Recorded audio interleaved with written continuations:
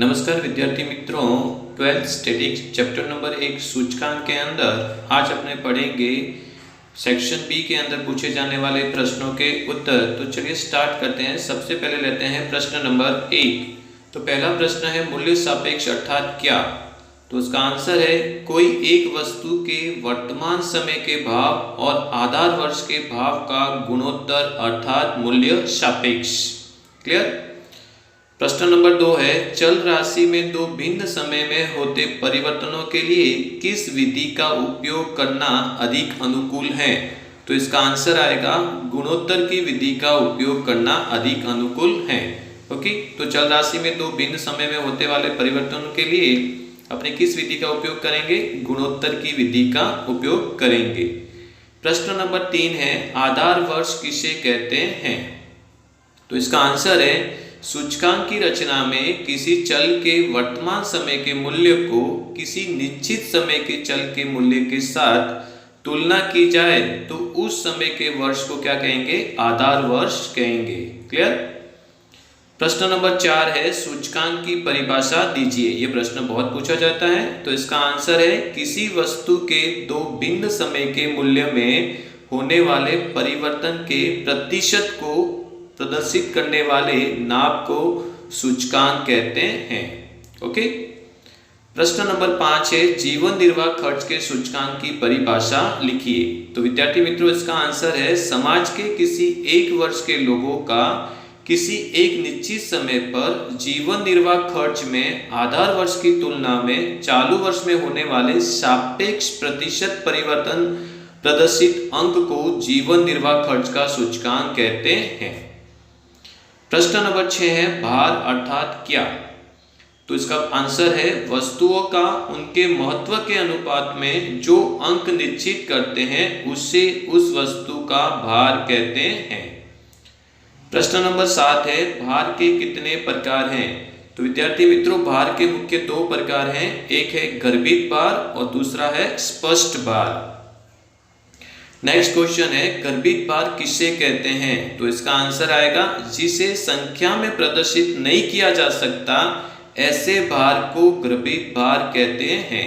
तो क्या लिखेंगे विद्यार्थी मित्रों आप कि जिस भार को संख्या में प्रदर्शित नहीं किया जा सकता ऐसे भार को क्या कहते हैं, गर्भित भार कहते हैं। प्रश्न नंबर 9 है स्पष्ट भार किसे कहते हैं। तो इसका आंसर है जिसे संख्या में प्रदर्शित कर सकते हो ऐसे भार देने की विधि को स्पष्ट भार कहते हैं। क्लियर। तो जिसे संख्या में प्रदर्शित नहीं कर सकते उसे गर्भित भार और जिसे संख्या में प्रदर्शित कर सकते हो ऐसे भार को स्पष्ट भार कहते हैं। नेक्स्ट क्वेश्चन है स्पष्ट भार देने की प्रथाएं या विधि बताइए। तो स्पष्ट भार की दो विधि है। नंबर 1 कुल खर्च की विधि और दूसरी विधि है पारिवारिक अंदाज पत्र की विधि। प्रश्न नंबर 11 है सूचकांक के महत्व के परीक्षणों के नाम लिखिए। तो विद्यार्थी मित्रों इसका आंसर आएगा पहला परीक्षण है समय विपर्यास परीक्षण और दूसरा है पद विपर्यास परीक्षण। नेक्स्ट क्वेश्चन है परंपरित आधार की विधि का सूचकांक अर्थात क्या। तो इसकी सिंपल परिभाषा लिखेंगे कि जिस विधि में बार बार आधार वर्ष बदलता रहता है उस विधि को परंपरित आधार की विधि कहते हैं। क्लियर। नेक्स्ट क्वेश्चन है मुद्रास्फीति की दर ज्ञात करने हेतु किस सूचकांक का उपयोग किया जाता है। तो इसका आंसर आएगा जीवन निर्वाह खर्च का सूचकांक की पद्धति। ओके। नेक्स्ट क्वेश्चन है मुद्रास्फीति की दर का सूत्र लिखिए। विद्यार्थी मित्रों ये प्रश्न भी परीक्षा में बहुत बार पूछा जाता है और छोटे सवाल के अंदर भी ये प्रश्न आपका मददरूप बनेगा। तो इसका आंसर है मुद्रास्फीति की दर बराबर चालू वर्ष का थोक मूल्य का सूचकांक माइनस गत वर्ष के थोक मूल्य का सूचकांक डिवाइडेड बाय गत वर्ष का थोक मूल्य का सूचकांक इनटू 100। क्लियर। ये मुद्रास्फीति की दर का सूत्र है। नेक्स्ट क्वेश्चन है भारत में महंगाई भत्ता का दर ज्ञात करने के लिए किस सूचकांक का प्रयोग किया जाता है। तो इसका आंसर आएगा जीवन निर्वाह खर्च का सूचकांक का उपयोग भारत में महंगाई भत्ता का दर ज्ञात करने के लिए किया जाता है। नेक्स्ट क्वेश्चन है अचल आधार और परंपरित आधार की विधि के बीच का मुख्य अंतर क्या है। तो इसका आंसर सिंपल है कि अचल आधार की विधि के अंदर आप क्या करते हैं, आधार वर्ष प्रत्येक वर्ष बदलता रहता है, जबकि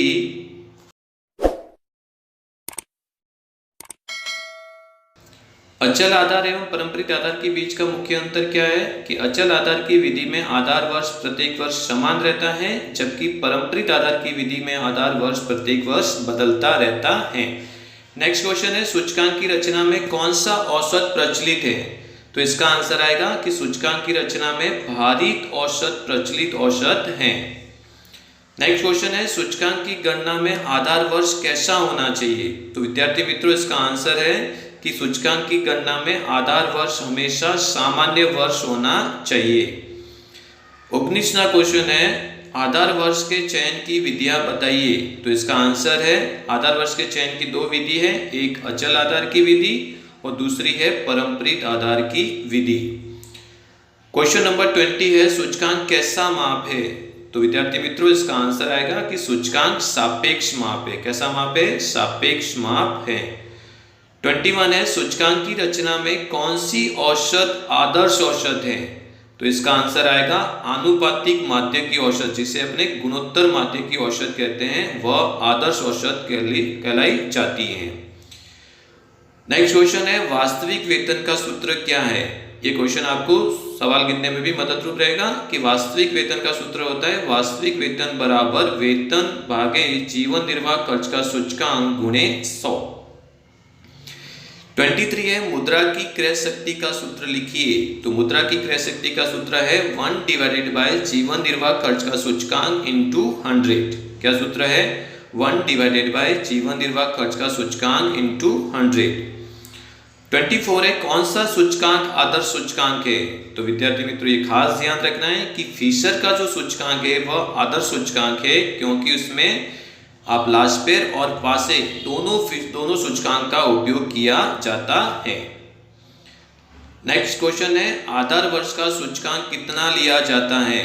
तो विद्यार्थी मित्रों, इसका आंसर है कि आधार वर्ष का सूचकांक हमेशा कितना लिया जाता है? 100 लिया जाता है। राइट। तो ये थे आपके सेक्शन बी के अंदर पूछे जाने वाले छोटे प्रश्न, जो आपको परीक्षा के अंदर बहुत ही मददरूप होंगे।